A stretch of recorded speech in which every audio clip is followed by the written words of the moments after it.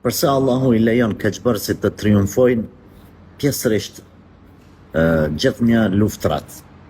Si duket thëta është kjo padrejtësi apo jo.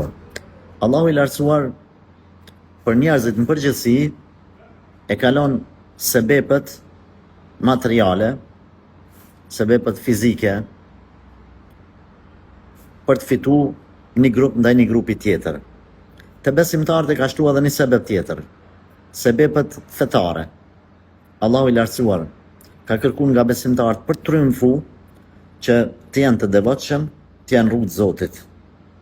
E para, edhe dyta ka kërku më u përgadit anën materiale, do më thonë me ushtrim, me armatim edhe me çdo gjë që kërkohet.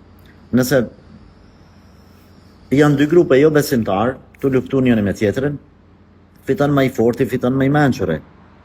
Nëse janë duke luftu një grup musliman me një jo musliman, atër këta muslimanët, përveç që duhet me pas përgaditje materiale, ushtarake e tjere, duhet edhe përgaditje të besimit. Nëse mbështeten vetëm në anën materiale ose të armatimit, edhe besimin e kanë lëm, katastrofë, nuk kanë me fitu. Se Zoti ka thonë në Koran, nëse ndihmoni Zotin, Zoti ju ndihmon juve. Dhe më thonë, i kryeni obligimet e Allahut, Allah ka ju ndihmu. Po ashtu ka thonë në surën Enfal, plaçka luftës, kanë thonë përgatituni kundër armiqve tuaj me përgatitjet e nevojshme me armë dhe me kuajnat e të tjerë. Prandaj muslimanët në momentin që njërin për këtyre dy përgatitjeve nuk e kanë, normal që kanë me humbë. Normal që kanë me humbë. Në kohë të pejgamberit alayhi salatu wasalam, edhe nëse kanë qenë në numër fizik edhe përgatitje më të dobët, e kanë pas anën e besimit edhe lidhjen e fortë me Zotin e kanë triumfu, kanë fitu. Kanë fitu. Por në momentin që i ka habit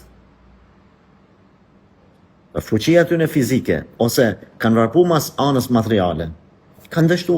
E dimi betejën e Uhudit, që ka qenë mësim për muslimat.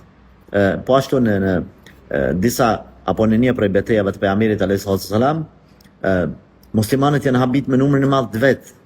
Edhe kështu hajtë se na fitojmë. Edhe për pak sa nuk kanë dështuar në atë betejë. Kështu që ne themi, Allahu ka lënë të mirën edhe të keqen mu ballafaqu, të drejtën dhe të padrejtën. Njerëzit sikur t'i ndihmonte Zoti veç ashtu nga qielli që kanë ndihmu pejgambert, ka qenë vetë tim, ka qenë zjarr prej qiellit, me na ndihmu edhe neve, atë kret do të ishin kon muslimanë, do të kishin thonë, hajtë se Zoti na ndihmon, por Zoti kërkon angazhim. Nëse nuk angazhohesh, e vallai, atëherë të bëft mirë, humbja.